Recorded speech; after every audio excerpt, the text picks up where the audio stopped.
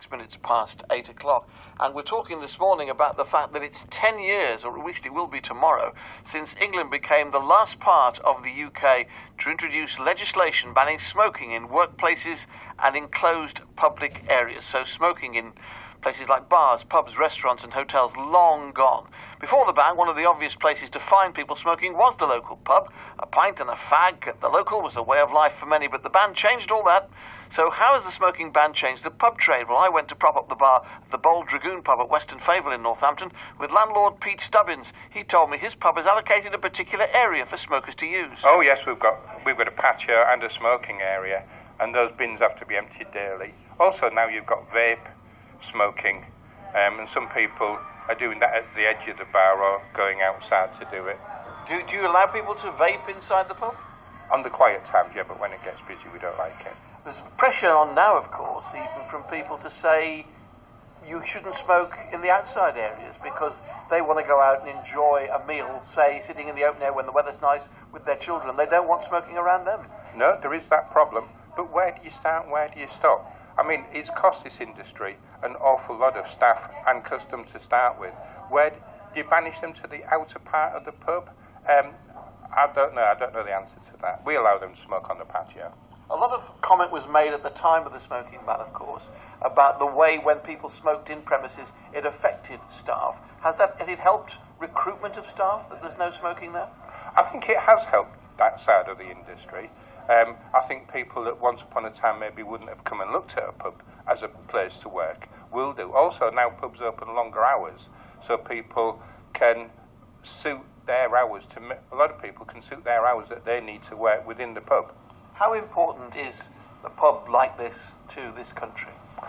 I think Prince Charles once says the pub is the hub. You know, people like to come and talk, to see each other. Part of the community, it really is, from the very old to the very young. I still worry though that I have late teenage children now and they don't seem to need the pub as we did.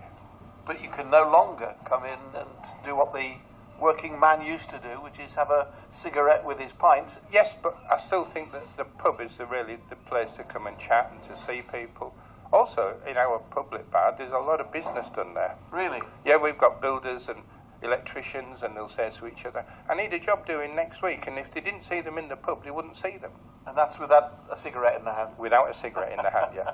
So has the smoking ban been a success for the health reasons it was implemented for?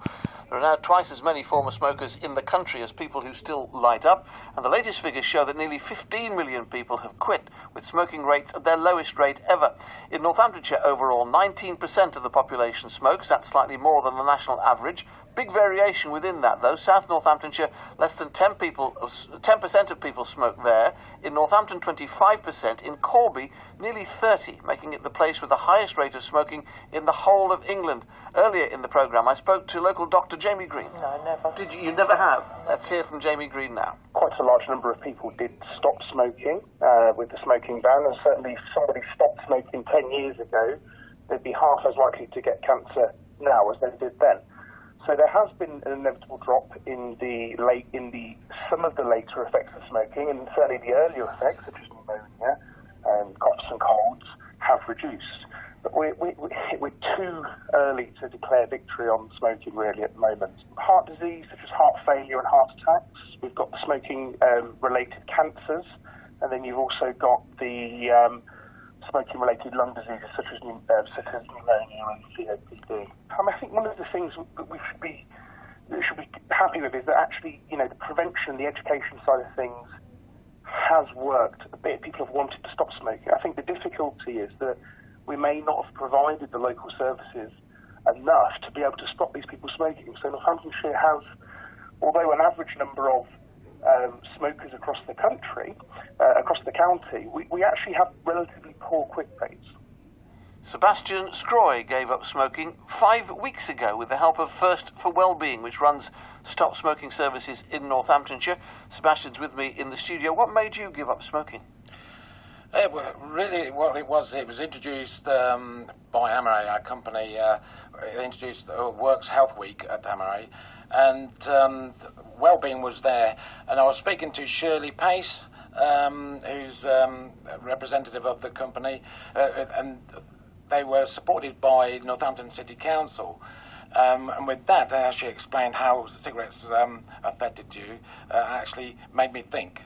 Our health and safety officer, Stacey Courtney, she introduced the Wellbeing to us at MRA, and with that, speaking to Shirley, I realised that smoking one cigar, that is what I was smoking. So I was smoking just one cigar a day. It was equal to 10 cigarettes a day, and that really stunned me. 5 weeks ago you gave up. Are you finding it easy? Surprisingly enough, I did find it easy. There's a small group of us in MRA on this course, and obviously the others they're smoking probably more than what I do, and they find it more difficult. But all credit to them. I think they're more committed and more determined than what I am, because I've just given up the one cigar, which I enjoyed at night time with my meal. But you'll find perhaps the benefit in your pocket as well, will you?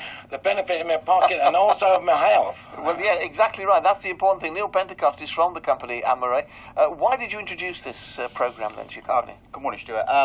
We have a very, very, very important engaged workforce at Amaray, and the fundamental thing, the priority for us when people arrive on site is that we are health and safety conscious, and people come first. So health and safety is at the heart of everything we do. Tell me what Amaray does. So what we do, we have introduced most recently a lot of initiatives surrounding employee engagement and well-being in general. So various activities surrounding bike rides and running, dragon boat racing and practicing. We introduced and bought everyone in the company smartwatches so they can actually monitor their sleep and exercise routine, etc.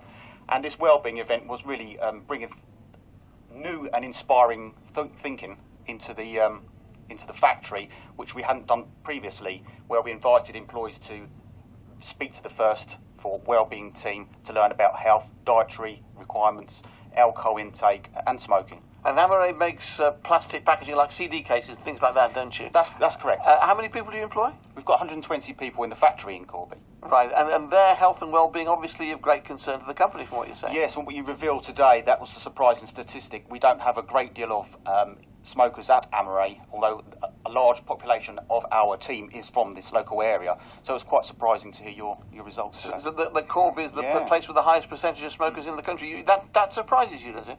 It does really, because we've got a lot of people that are very health conscious as it is in the team, and like I say 75% of our employees are from the local area. So and do you smoke yourself? I don't smoke, not at all. You never have? Never have, no. So you can look on these people and give them all sorts of encouragement, not knowing really what they're going through. Well, I'll try my best, but all I can do is be involved, inspire, speak to Seb and share his views with the rest of the team. He's doing a great job. Do you think, Sebastian, you're going to be able to see this through? You're going to make sure it stays as a long-term commitment? Yes, I made my mind up there and then that this is not going to happen anymore as smoking. So yes, this will follow through. And you say you used to have it with your meal at home. So what's the family's reaction to all this? Well, they support me because I used to have my pasta at night time and a glass of wine and my espresso and a cigar. I've given up the cigar, but not the espresso. What a decadent lifestyle. Sebastian, Neil, thank you both very much indeed.